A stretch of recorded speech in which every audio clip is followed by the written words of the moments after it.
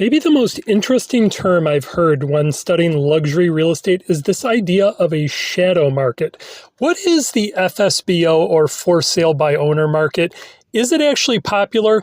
And like I said, if you're not in real estate, like I'm not in real estate, but I have a sales background, you're probably wondering, is for sale by owner even a popular option? So I was surprised to find out that in very affluent towns, like in the suburbs of Chicago, FSBO, or for sale by owner, is actually like a booming trend. I Googled the wealthiest suburb in my neighborhood where homes regularly sell for $3 to $4 million, and I found 72 homes for sale by owner.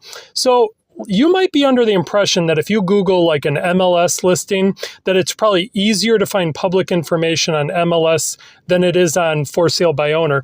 I was actually surprised to observe, just as a casual observer, it's actually easier to find public information on for sale by owner. So why is this? Well, the very affluent people pride themselves in stewardship and privacy. Basically, they've most likely inherited a lot of wealth. They've most likely inherited many real estate properties worth millions of dollars, and they sort of want to control who they turn the keys over to.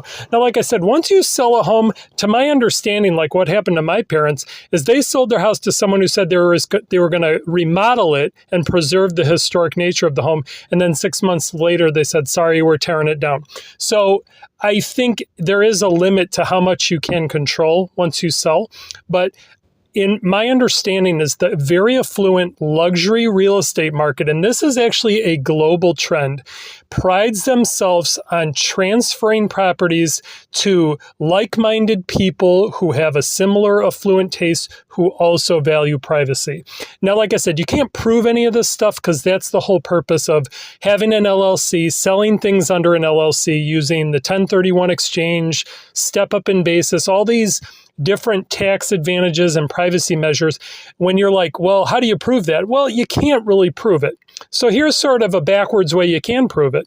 If you Google like a wealthy suburb and they say there was a reported, a mortgage origination loans of like only a few dozen mortgages, and then you say how many homes are paid off, sometimes you can actually Google and find out that certain areas have very wealthy neighborhoods where they have more than 50% equity.